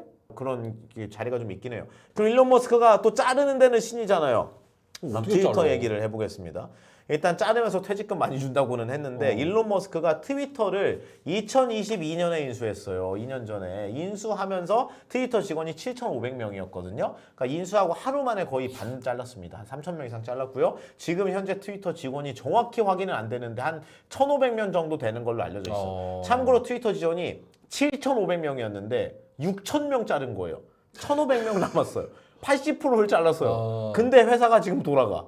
그러니까 이게 넓게 보면은 아니 80%가 진짜 필요가 없는 사람들이었나? 뭐 이런 생각도 드는 거고 물론 너무 많이 줄이면서 뭐 음란물이라든지 아니면 폭력적인 컨텐츠 같은 거 필터링하는 거 그런 거는 좀 느슨해지긴 했어요. 물론 당연히 단점이 있죠. 근데 그래도 회사가 돌아가긴 돌아가요. 근데 머스크가 했던 얘기가 뭐냐면 머스크가 트위터 살 때 적자였어요. 하루에 손실이 400만 불이었거든요. 네. 하루에만 50억씩 적자가 쌓이고 있었어요. 매일. 그러니까 아니 돈을 못 버는 회사가 직원은 왜 이렇게 많고 아까 얘기한 대로 왜 이렇게 뭐 많이 드시냐 회사에서 야 다 없애라 저것도 그래가지고 또 다 짜는 건데 중요한 거는 그러면 트위터 인수하고 나서 어떻게 됐는지 한번 보도록 하겠습니다. 네. 트위터 같은 이제 결국에 SNS는 얼마나 많은 사람들이 사용하고 있는지 MAU라고 하거든요. 월간 활성 이용자 수. 지난 한 달 동안 한 번이라도 그 앱에 접속한 사람의 수예요. 저 통계가 되게 중요하거든요. 일론 머스크가 2022년에 440억 불 주고 인수했습니다. 그때 네. 60조 주고 산 거예요. 60조. 자기 개인 돈에다가 얹어가지고. 이때 살 때 당시에 MAU가 한 3억 6,800만 명 정도 됐다가 다음 해에 줄어들죠. 그리고 그 다음 해도 소폭 줄어들긴 했어요. 네. 그리고 다른 뭐 예를 들어 인스타그램이나 페이스북 이런 애들한테 조금 막 끼고 그런 부분도 있고 그런 상황인데 중요한 거는 뭐 줄어든 건 그렇다 치는 거예요. 근데 중요한 거는 얘네가 지금 그 비상장에서 전환됐잖아요. 네. 그래서 정확한 매출이나 그런 건 모르는데 작년 말에 트위터 지금 X입니다. X CEO가 뭐라고 했냐면 내년에 흑자 전환 예상됩니다. 그랬어요. 근데 정확한 실적은 아직은 몰라요. 근데 얘네가 겉으로 나오는 지표 같은 거 보면은 머스크가 인수하고 다음에 잠깐 꺾였다가 작년 말부터 트위터가 좀 괜찮아요. 지금 은근히 트래픽도 많이 괜찮아진 걸로 알려져 있고 관련해서 실적도 좀 잘 찍히는 걸로 알려져 있습니다.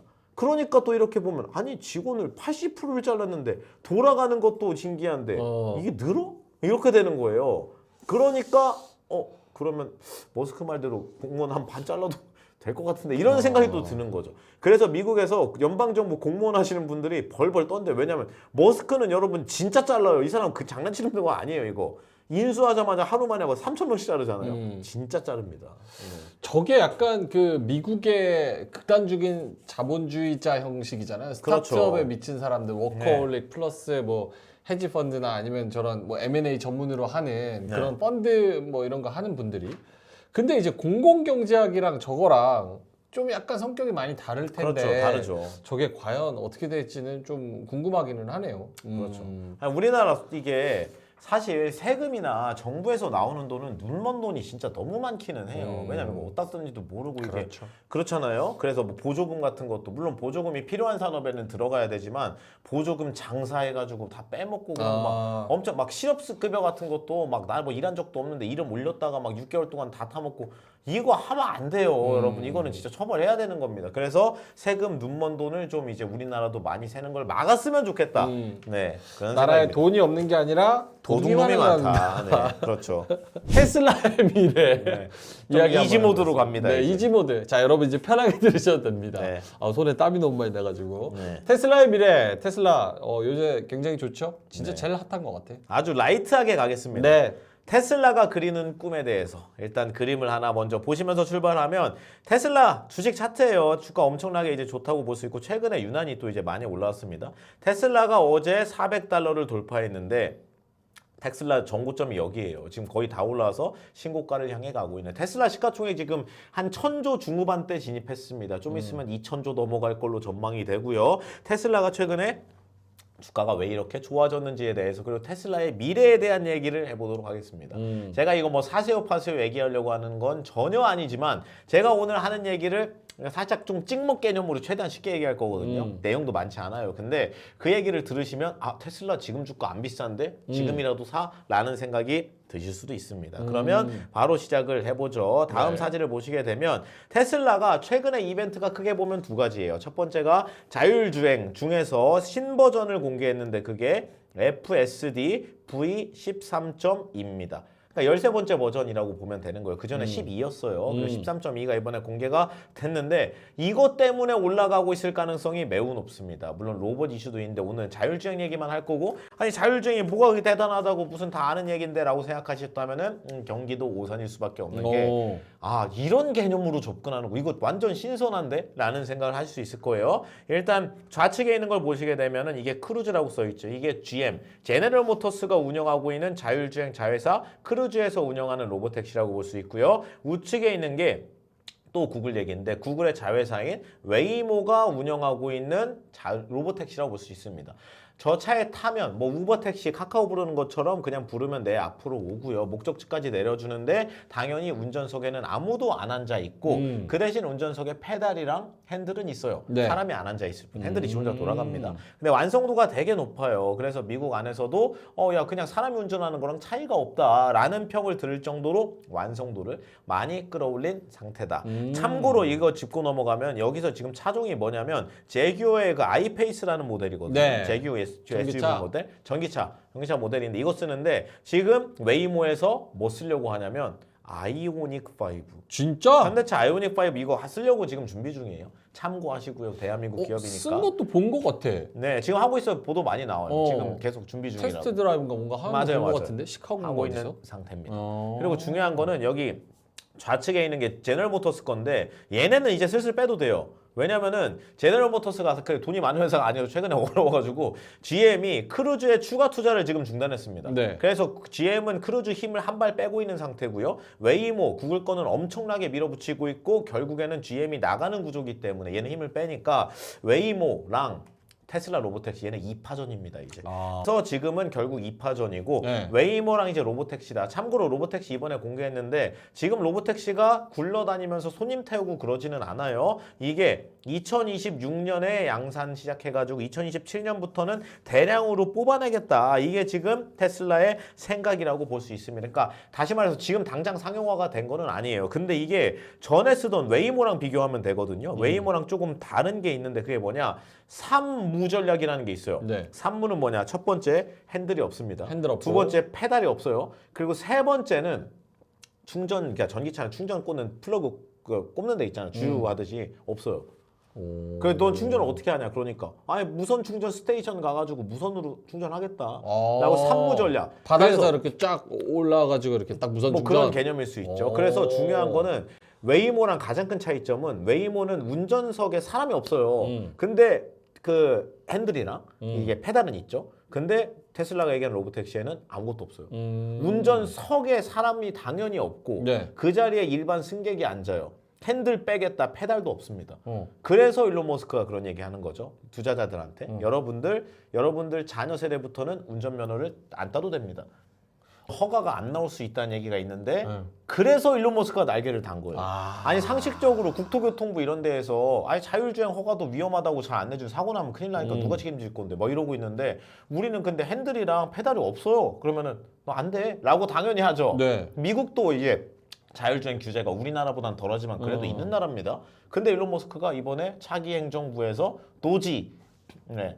정보 효율부 그리고 효율위원회. 국토부 장관 뭐 내게 친한 사람 어. 뭐 그러면 당연히 이거 풀릴 가능성이 있다. 그럼요. 그러니까 일론 머스크 하려는 게 다 지금 열리고 있는 그런 상황이죠. 오. 여튼 그리고 중요한 거는 어차피 이 개념이에요.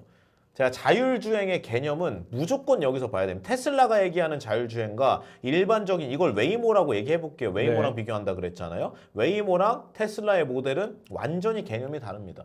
아니 둘 다 자율주행인데 뭐가 다릅니까? 라고 생각할 수 있는데 HD 맵을 기반으로 해요. 웨이모는. 테슬라는 테슬라 비전을 기반으로 합니다. 네. 이게 어떤 차이냐? HD 맵이라는 거는 고정밀 지도를 얘기하는 거예요. 고정밀 지도라는 거는 예를 들어 가지고 어떤 도로가 이렇게 있어요. 사거리가 또 있는 상태입니다. 그러면은 여기서 들어오는 차가 들어올 때 여기 교차로의 폭이 몇 미터냐? 예를 들어서 한 2.74m다. 그렇게 해서 여기를 고정밀 지도로 다 가지고 있어요. 그리고 중요한 건 여기서 공사하잖아요. 그럼 HD맵이 엄청나게 빠른 속도로 이걸 업데이트합니다. 그러니까 이게 고정밀 지도를 쓰는 개념이에요. 그래서 웨이모 같은 거에 고정밀 지도의 가장 큰 장점은 뭐냐면 네.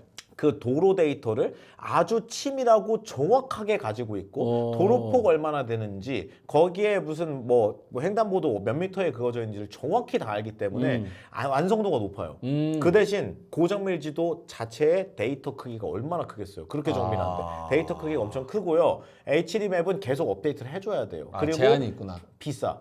예를 들어 비싸. 보세요. 아니 우리나라 같은 나라야 땅 작으니까 문제가 없다고 치지만 미국같이 큰 나라는 HD맵으로 50개 주 어떻게 할 그렇지. 건데. 커버 못하지. 그래서 여러분 웨이모의 가장 큰 단점이 뭐냐면 얘가 완성도가 높은 편이라고 했잖아요. 근데 문제가 있어요.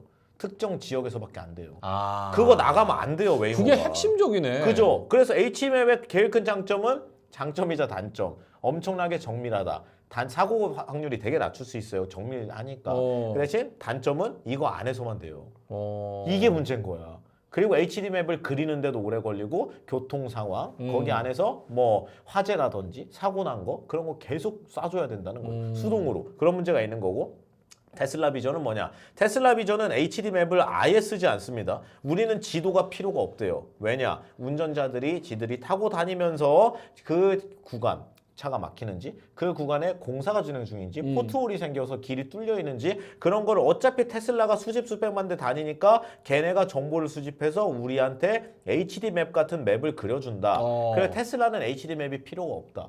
그러면 보세요. 테슬라가 완성도가 떨어질 수 있잖아요. 고정밀 지도 개념을 안 쓰니까. 그 대신 테슬라의 장점은 뭐죠? 이게 HD맵이 필요가 없어서 비용이 당연히 적게 들고 그렇죠. 그리고 특정 지역을 벗어나도 다 돼요. 그러면 완성도가 떨어지는 문제를 어떻게 해결할 거냐. 니네 HD맵을 안 쓰잖아. 그럼 머스크가 하는 얘기가 차를 많이 팔면 돼. 빅데이터. 네, 어차피 데이터 싸움 아니냐. 그래서 예를 들어가지고 전국에 테슬라가 깔려 있으면 하다못해 교차로 하나하나에 신호 대기 중인 테슬라가 한 대씩은 있겠죠. 그럼 걔가 신호 읽는 거야. 교차로에서 어디서가 빨려 오는지 봐. 그리고 거기 안에 공사 현장 다 보죠. 그러면 교차로당 테슬라가 한 대씩 있다고 쳤을 때 대한민국에 있는 모든 교차로 정보가 이미 테슬라가 공유 중인 겁니다. 근데 HD맵이 왜 필요해요? 우리 필요가 없어요. 라고 얘기를 하는 거예요. 그럼 결국에 테슬라 비전 입장에서는 이거를 누적 주행 거리를 되게 중요하게 보거든요. 네. 테슬라 차주들이 길을 다니면서 얼마나 많은 데이터를 수집했냐가 중요한 거예요. 그럼 데이터의 완성도랑 정확도가 올라가니까 안전해지죠. 그러니까 테슬라 입장에서는 차를 많이 팔면 팔수록 그 차를 사신 분들이 출퇴근하거나 운행을 많이 할수록 우리 회사는 데이터가 더 완성도가 높아진다. 그러니까 차를 싸게 팔아도 돼요. 라고 얘기하는 거예요. 어차피 데이터 싸움이다. 쓰면 쓸수록 더 완벽해지죠. 그렇죠. 그러면 테슬라가 실적 발표할 때 자기들 누적 주행거리 얼마나 됐는지 공개하거든요. 이게 4월이에요. 2024년 4월이니까 네네. 8개월 전입니다. 8개월 전에 테슬라가 얼마나 누적 주행거리를 많이 찍었다고 했냐면 10억 마일이 넘었다고 했어요. 10억 마일. 그러면 이거 킬로미터로 환산하면 1.6 곱하면 되기 때문에 네. 16억 킬로미터거든요. 16억 킬로미터? 이게 어느 정도 되는 거냐면 여러분 지구 한 바퀴가 4만 킬로예요. 그러면 지구 4만 바퀴 돈 겁니다. 와. 네, 4만 킬로가 지구 이제 한 바퀴다. 근데 중요한 거는 그러면 방금 전에 웨이모 얘기했잖아요. 네. 웨이모 같은 경우에는 지금 누적 주행 거리가 어느 정도 될까? 웨이모가 작년 기준으로 2,200만 마일이에요. 만. 택도 없네? 100분의 1이에요. 웨이모는 HD맵 쓰니까 괜찮다고 볼 수 있어요. 근데 테슬라가 얘기한 그 완성도가 미친 듯이 올라가고 있는 거거든요. 근데 중요한 거는 여기서 더 핵심이 있어요. 테슬라 차가 많이 팔리고 누적으로 팔린 차들이 운행을 하기 때문에 이게 미친 속도로 올라가거든요. 기하급수적으로 올라가요. 기하급수적으로. 근데 중요한 건 이게 8개월 전 데이터죠. 8개월 전에 10억 마일 넘었다고 지들이 신나가지고 공개했거든요. 지금 20억 마일 넘었어요. 진짜. 네, 2배가 늘었어요. 8개월 만에. 미친 속도로 가고 있는 거 지금 20억 마일이에요. 근데 일론 머스크가 얼마 전에 했던 무서운 얘기가 있거든요. 완전 자율주행, 운전석이 필요 없는 완전한 자율주행이 되려면 얼마 정도 누적 주행 거리가 있다고 있어야 된다고 생각하냐? 라고 물어보니까 일론 머스크가 뭐라고 했냐면 60억 마일이라고 그렇죠. 했습니다. 근데 보세요. 올해 4월에 10억 마일이었고 지금이 20억 마일이라니까요. 근데 60억 마일 1, 2년 안에 된다는 얘기예요. 그렇죠. 금방 되겠죠. 그잖아요. 머스크가 60억 마일 되면 완전 자율주행 된다 그랬는데 근데 중요한 거는 1, 2년 안에 60억 마일을 돌파할 가능성이 높고 1, 2년 뒤면은 뭐가 나오죠? 로보택시 나와요. 머스크가 그걸 계산한 거예요. 이때쯤 되면 이거 출시하면 되겠다고. 그러니까 미친 겁니다, 이게. 그래서 로보택시를 쓰게 되면 결국에 뭐 차들이 이제 돌아다니게 될 거고 차들이 로보택시가 되면 내가 예를 들어서 이것도 가능하고 나중에 테슬라가 구독형 모델 내놓으려고 하는 것 중에 뭐가 있냐면 로보택시가 아니어도 내가 테슬라 모델 3를 샀어요. 그러니까 일반적인 보급형 모델을 내가 출근할 때 퇴근할 때 출근 30분 퇴근 30분 1시간밖에 안 써요. 그럼 나머지 24시간 23시간 동안 내 테슬라는 집 또는 회사 주차장에 박혀 있어요. 그렇죠. 23시간 동안 하는 게 없잖아. 그렇지. 아깝잖아. 아깝지. 그래서 내가 그 차에다가 그 오토를 로보택시 버튼을 눌러요. 나 출근하고 나서 퇴근할 때까지 안 쓰니까 그렇지. 퇴근하기 전에 돌아와라고 눌러. 그리고 난 올라가. 그럼 내 차가 나가서 택시처럼 운행을 해요. 돌고 돌아. 요금도 네, 다 받고. 요금 다 받고 그 다음에 퇴근할 때 돌아와서 주차장에 있어요. 그럼 난 그거 타고 퇴근. 그 퇴근하고 집 도착했죠. 또 차 쓸 일 없잖아. 나가서 일해. 누르면 나가서 일해요. 그 다음에 테슬라는 입장에서 어떻죠? 테슬라는 당장 무슨 구독으로 돈 벌겠다는 게 아니에요. 테슬라가 가장 중요하게 생각하는 건 데이터예요. 얼마나 많은 누적 주행 거예요. 그럼 보세요.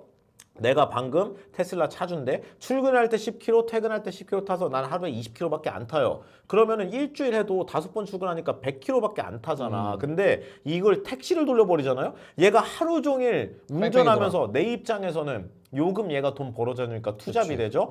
테슬라 입장에서는 스스로 먹을 거니까 얘네 매출이죠. 근데 더 중요한 건 뭐죠? 얘가 하루 종일 돌아다니면서 주행 데이터를 누적시켜요. 이게 미친 거예요. 이것까지 설계를 한 거예요. 그러니까 테슬라 입장에서는 누적 주행 거리로는 어차피 우리 죽어도 못 이겨요. 그러니까 머스크가 나중에 뭐죠? 왜 데이터를 중요하게 생각하냐? 테슬라가 나중에 되면 전 세계 모든 우리나라 포함해서 미국뿐만 아니라 뭐 나이지리아, 멕시코 이런 테슬라가 전 세계에서 다 팔리면 전 세계 지도 데이터를 다 가지고 있을 거란 말이에요. 자율주행 데이터를. 그렇죠. 그러면 그걸 어떻게 하면 되죠? 그 나라 완성차 회사한테 데이터를 팔아요. 보세요. 현대차가 가지고 있는 국내 자율주행 데이터보다 테슬라가 한국에서 갖고 있는 데이터가 1000배는 많습니다. 비교가 안 돼요. 현대는 아예 데이터 수집이 안 돼요, 지금. 현대는 그렇게 차를 많이 팔아놓고 아니 신호대기하면 소나타 그랜저가 그렇게 많은데 현대차는 차만 많이 팔고 뭐 했냐 라고 생각할 수 있죠. 이게 주행 데이터가 학습이 되려면 자기가 차가 운행을 하면서 뭐 교통 정보를 학습을 하고 그거를 슈퍼컴퓨터한테 쏴주고 그렇죠. 슈퍼컴퓨터가 야 지금 올림픽대로 어디 막힌데 라고 돌아가, 학습을 돌아가. 해서 주변에 있는 차들한테 쏴주는 게 돼야 돼요. 근데 현대차는 이 시스템이 OTA라고 하는데 네. 그게 없어요. 그러니까 현대차 소나타 그랜저 100대 1000대 돌아다녀도 테슬라 10대 돌아다니는 게 데이터가 더 많다는 뜻이에요. 그러면은 나중에 어떻게 하겠어요? 테슬라가 딜을 하겠죠. 현대차, 기아차야. 니네 자율주행 하고 싶다며. 니네 내 데이터 없으면 못 하잖아. 소프트웨어 사. 사. 데이터 팔게. 팔게. 그러면 테슬라 입장에서 전 세계 모든 완성차 회사들이 나한테 빌빌대야 돼. 데이터가 없거든. 마이크로소프트가 되는 거네. 네. 내가 다 OS 다 해먹는 거야. 그러니까 이런 식으로 마이크로소프트가 윈도우 운영 체제를 모든 컴퓨터한테 다 꽂아서 재벌됐잖아요. 그것도 하겠다는 거예요. 어차피 모든 완성차의 자율주행은 나로 통해. 나 말고 데이터 이렇게 쌓아내 있어 없잖아. 라는 겁니다. 테슬라 지금 차를 보게 되면은 카메라랑 뭐 초음파 센서 그리고 레이더 같은 게 이제 탑재돼가지고 들어가거든요. 기본 모델이 지금 카메라가 8개 그리고 초음파 센서 12개 그 레이더가 1개가 여기 레이더가 여기 앞에 들어가 전면부 이렇게 들어가는 구조인데 네. 중요한 거는 이것도 좀 특이한 게 있어요. 이게 다른 여기 보면은 여러분 차 모양을 잘 보세요. 테슬라의 전기차는 그냥 일반적인 자동차랑 비슷하게 생겼죠. 그렇죠. 근데 아까 전에 보여드렸던 이 웨이모 택시를 자세히 보시면 위에 있어. 뭐 일반적인 차랑 뭐 다른 거 안 보이세요? 그게 이겁니다. 상투 있어, 상투. 네, 위에 달려 있는 거. 네, 갓같이 달려 있죠. 어. 얘도 달려 있죠, 크루즈도. 이게 뭐냐면 이게 라이다예요. 라이다. 라이다랑 레이더는 완전히 다른 겁니다. 라이다가 달려 있죠. 근데 테슬라의 로보택시에는 위에 뭐가 있어요? 없어요. 없어. 테슬라는 라이더를 탑재하지 않습니다. 이것도 되게 중요한 이슈가 있는 거예요. 왜냐하면은 기본적으로 자율주행 데이터를 합숙하고 비가 오거나 눈이 오거나 아니면 밤에 잘 안 보이거나 그런 경우에는 레이어보다 비싼 라이다 그 라이다가 훨씬 더 높은 정확도를 가지고 있어요. 훨씬 더 사물 인식을 잘하고 차랑 인간 구분을 훨씬 더 잘하고 훨씬 그러니까 사이즈 같은 것도 훨씬 더 정확하게 그리고 더 멀리 봐요. 비가 오면 아니면 평소에도 그래요. 훨씬 더 멀리 봐요. 그래서 자율주행을 하려면 어차피 라이다를 써야 된다는 게 중론이었어요. 몇 년 전까지. 네, 몇 년 전까지 모든 엔지니어들이 어차피 라이다 써야 돼라고 이제 얘기를 다들 했었습니다. 근데 일론 머스크는 라이다를 안 써요. 비싸다고. 네, 비싸거든요, 라이다가. 그때는 훨씬 비쌌죠. 네, 지금도 비싸요. 많이 싸졌는데도. 그래서 난 안 써. 그러니까 이제 대학교 엔지니어들이 붙어가지고 일론 머스크 씨, 당신이 똑똑한 건 알겠는데 자율주행을 라이다가 없으면 안 돼요. 이 욕을 엄청나게 먹어서 안 된다고 이거. 나사 직원들이랑 똑같네. 네, 안 된. 나사 직원들도 그랬었죠. 안 된다고. 안 안 된다고. 돼. 그러니까 일론 머스크가 야, 얘기를 우리도 했어. 다 저기 하버드 네. 나오고 MIT 나오는데 맞아. 너만 똑똑하냐? 안 돼. 너만 천재야? 네, 이랬겠지. 안 된다고 했는데 일론 머스크가 돼. 어. 그냥 해. 돼. 라고 해서 했는데 돼요. 결론만 말씀드리면 라이다가 없는데 자율주행을 실현시킨 유일한 회사가 테슬라입니다. 테슬라밖에 없어요. 지금 이 정도 레벨의 자율주행을 라이다 없이 하는 게. 근데 여러분 그 기술적인 한계를 어떻게 극복했을까요? 왜 기술자들이 다 안 된다고 했는데 되게 만들었을까요? 학습이에요. 학습, 데이터로. 학습시켰어요. 인공 어차피 우리 데이터 많지 않냐. 영상 데이터 보면은 이게 예를 들어 가지고 지나가다가 뭐 조그만한 게 뛰어와. 그러면은 뭐 강아지다. 뭐 발이 4개 달렸으니까. 근데 사람이 기어 나올 수도 있잖아. 발 4개, 사람들이 술 취해가지고 기어 나올 수도 있죠. 그런 거 딱 봤을 때, 발 4개 달렸으니까 걔다. 라고 하는데, 예를 들어서 테슬라가 지나가다가 사람들 취해서 발 4개로 기어오는 사람을 100건, 막 10,000건을 본 거야. 그러면은 자동차랑 개를 구분해. 학습했잖아. 너무 많이 봐서. 그러니까 결국에는 이거를 학습하면서 완성도가 높이면 된다. 라이다가 필요가 없어요. 라고 얘기하고 이번에 테슬라가 FSD 13.2를 공개하면서도 네네. 12번째 버전 쓰다가 13번째 쓰는 사람들 미국 현지평을 보면 이거는 그냥 초보 운전이 운전하다가 운전 20년 한 사람이 하는 느낌이다. 이거 진짜 거짓말 아니야. 나보다 운전 잘한다고. 진짜. 네, 내가 하는 게 더 무섭다고 이제. 그 정도 레벨까지 갔거든요. 근데 그렇게 혁신적인 자율주행 점프를 하는데 어떤 또 이제 비하인드가 또 있냐면 이런 거예요. 예전에는 여러분 이게 자율주행은 엄청나게 여러 가지 조건이 있습니다. 뭐 빨간 불이면 멈춰라, 파란 불이면 가라라고 간단한 이제 조건도 있는데 예를 들어서 파란 불인데 노란 불로 바뀌고 있다. 근데 나는 신호등까지 거리가 지금 25m가 남았는데 남았어. 속도가 60km다. 그렇지. 그럼 급제동으로 서야 되는가 가야 되는가? 그렇지. 뭐 예를 들어서 이런 미묘한 거 있죠. 그럼 예를 들어 25m면은 그냥 서라. 그럼 27m는요?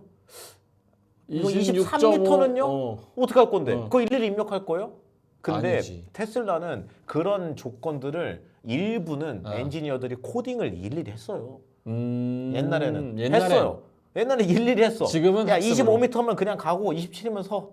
26 위는 쓰는 거다. 뭐 이런 식으로 일부는 테슬라 엔지니어들이 코딩했거든요. 일론 머스크가 얼마 전에 뭐라고 했냐면 앞으로는 단 하나의 코딩도 안 한다. 안 하면 어떡하냐. 그러니까 전부 다 학습시키겠다. 그래야 완성도가 올라간다. 그러니까 운전 네. 잘하는 사람은 요 정도 선에서 어떻게 해서 서더라 몇 네. 회 속도로 이런 걸로 네. 학습을 시켜서 그거를 만든다 이거죠. 그렇죠. 스탠다드를. 타보는 사람이 이번 13.1을 타본 사람이 되게 신기해하는 것 중에 하나가 뭐냐면은 얘네는 카메라만 쓰고 라이다를 안 쓰는데 왜 내가 못 본 것도 보냐 이거예요. 똑같이 카메라 켜놓고 하거든요. 예를 들면 이런 거예요. 내가 신호대기 하는데 앞에 차가 2대가 있고 왼쪽 차선에 3대가 있어요. 그러면 그 차들의 틈틈 사이로 반대편에서 오는 차가 보이죠. 그럼 나는 살짝 0.1초 보이잖아. 차가 지나가고 있어. 그 틈으로 그렇지. 보이니까. 그럼 이 차가 몇 킬로인지 내 쪽으로 오는지 좌회전 우회전인지 모르죠. 알 수가 없지. 차 지나간 것만 알잖아요. 근데 그걸 봐요. 테슬라가 그걸 보고 그 틈 사이로 지나간 거 속도 계산해가지고 내가 옆에 지금 차가 누가 가리고 있어서 나 좌회전해야 되는데 안 보여? 그럼 얘가 오는 그 틈 사이로 지나간 차를 봐서 얘가 언제쯤 되니까 올 때 됐다고 신호등 안 건너고 기다려요. 근데 이거 사람도 못 본 거야. 근데 컴퓨터는 얘가 보겠지. 봤어. 컴퓨터는 보겠지. 얘가 보고 오는 속도 계산해서 기다려요. 그리고 더 충격적인 거는 원래 그럼 교통법규를 어떻게 준수할 거냐 이것도 있고 예를 들어서 차가 하나도 없는데요. 근데 50km 제한 속도가 걸려 있어. 근데 앞에도 시야도 훤히 보이고 해. 근데 이 웨이모 같은 차들은 무조건 50으로 가요. 근데 얘는 운전자들의 운전 습관까지 학습을 해가지고 이게 50인데 제한 속도가 차 하나도 없고 카메라가 없는 데다. 근데 사람도 별로 안 튀어나온다. 그럼 70, 80 과속까지 때려요. 얘가. 이게 미친 거예요. 사람이랑 진짜 비슷하다. 그냥 사람이에요 지금. 네. 이번에 공개된 13.2가 그렇습니다. 여러분 시간 있으시면 꼭 미국 현지인들이 13.2 타보고 놀라가지고 경악하는 걸 한번 보세요. 그러면서 이게 어떤 영상 어떤 게 있냐면 자기 딱 테슬라 타면서 테슬라 주식사 다 이러고 있어. 미쳤다고 진짜. 그런 상태입니다. 너무 좋다. 네.